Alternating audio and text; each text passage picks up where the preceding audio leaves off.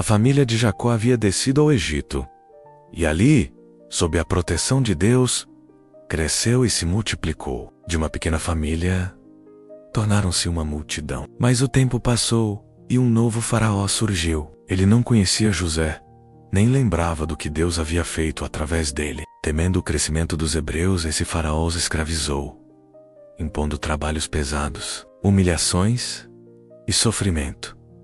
Os anos de opressão foram longos, marcados por choro e gemido. O povo clamava, e seus gritos subiam até os céus. Mas Deus, não, estava em silêncio. Ele ouvia, ele via, ele se lembrava da sua aliança com Abraão, Isaque e Iaco. Em meio à dor, nasceu um menino hebreu. Havia uma ordem cruel. Todo menino deveria ser morto. Mas sua mãe, cheia de fé, o colocou em um cesto de junco e o lançou sobre as águas do Nilo. A correnteza poderia tê-lo levado à morte, mas a mão invisível de Deus guiava aquele pequeno barco. A filha de Faraó o encontrou e, movida de compaixão, adotou a criança. Assim, Moisés cresceu no palácio, cercado de riquezas, mas sem jamais perder sua identidade. Um dia, vendo um hebreu sendo espancado, Moisés reagiu e matou um egípcio. Descoberto, fugiu para o deserto. De príncipe, tornou-se pastor de ovelhas. 40 anos se passaram, e foi nesse exílio silencioso que Deus o preparou. Certo dia, Moisés viu algo extraordinário. Uma sarça ardia em fogo, mas não se consumia. Ao se aproximar, ouviu a voz que mudaria sua vida.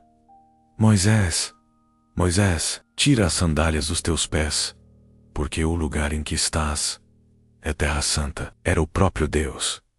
Ele havia descido para libertar seu povo, e Moisés seria o escolhido.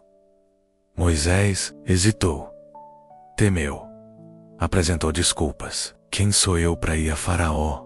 Perguntou. Mas Deus respondeu, eu serei contigo. Quando Moisés temeu que o povo não acreditasse, Deus lhe deu sinais. A vara que se tornava serpente, a mão que ficava leprosa e depois era curada. E, diante da insegurança de falar, Deus lhe deu Arão como porta-voz. Assim Moisés voltou ao Egito, diante do faraó, declarou a ordem divina.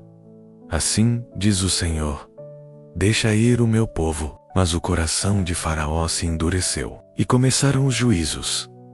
As águas do Nilo se tornaram sangue, o cheiro era insuportável, os peixes morreram. Depois vieram as rãs, cobrindo casas, camas e ruas. Mosquitos infestaram homens e animais, moscas invadiram tudo.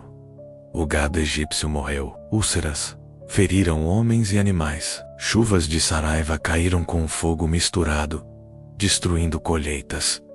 Gafanhotos devoraram o que restava. Uma escuridão densa cobriu a terra por 3 dias, a ponto de ninguém se mover, mas Faraó resistia. Então veio a última praga.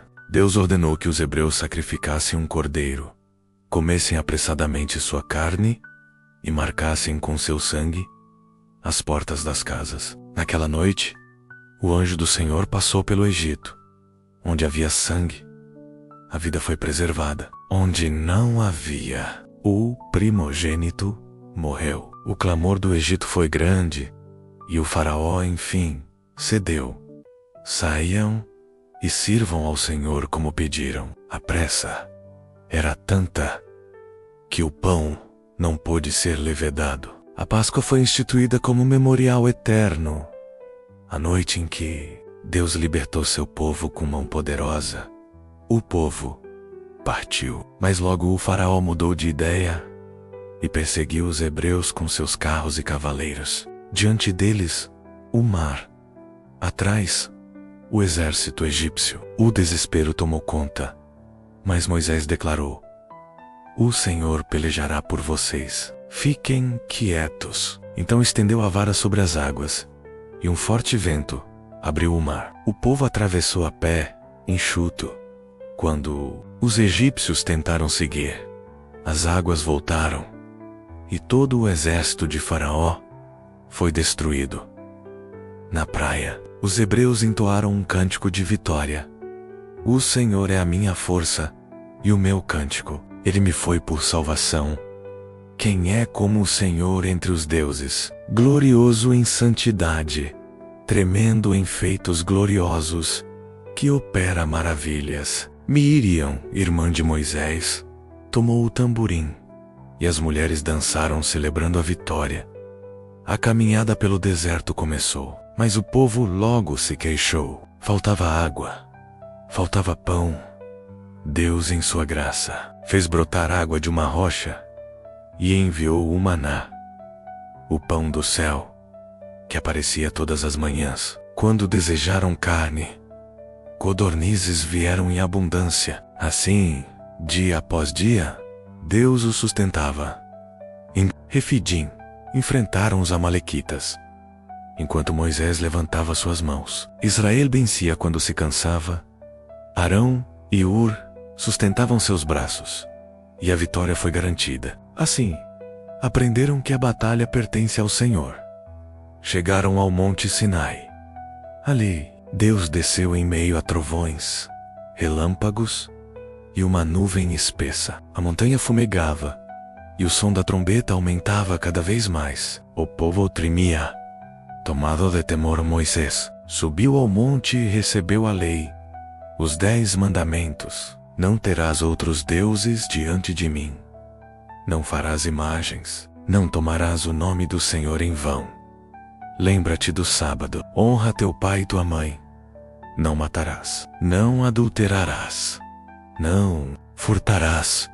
Não dirás falso testemunho. Não cobiçarás. Irá a revelação da santidade de Deus, um pacto para moldar o povo em uma nação santa. Mas enquanto Moisés permanecia no monte, o povo se corrompia. Cansados de esperar, pediram a Arão que lhes fizesse um deus, e ele moldou um bezerro de ouro.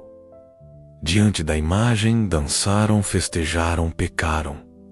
A ira de Deus se acendeu. Moisés, descendo, com as tábuas nas mãos, quebrou-as ao ver a cena, mas intercedeu pelo povo. Se não fores conosco, não nos faça subir daqui. Deus ouviu sua oração e renovou a aliança. Novas tábuas foram entregues, e o Senhor reafirmou sua promessa de estar com eles. Então, começou a construção do tabernáculo. O Senhor deu instruções detalhadas. A arca da aliança, o propiciatório, o altar, o candelabro, o véu. Cada peça tinha um significado profundo. O povo trouxe ofertas voluntárias: ouro, prata, tecidos, madeira. Homens e mulheres contribuíram com generosidade.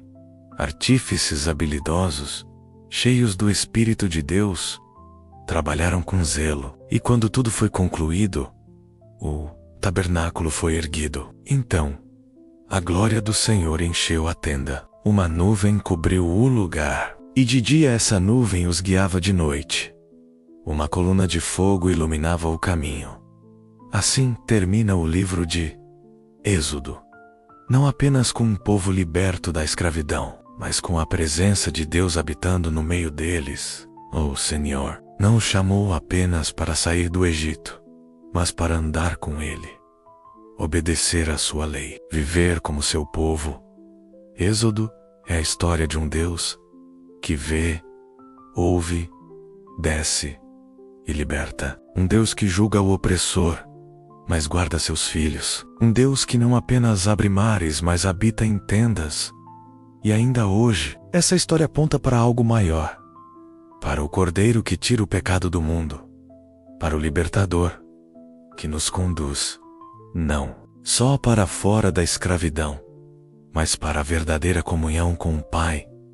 O Deus que libertou Israel do Egito é o mesmo que nos liberta, nos guia e permanece conosco até o fim.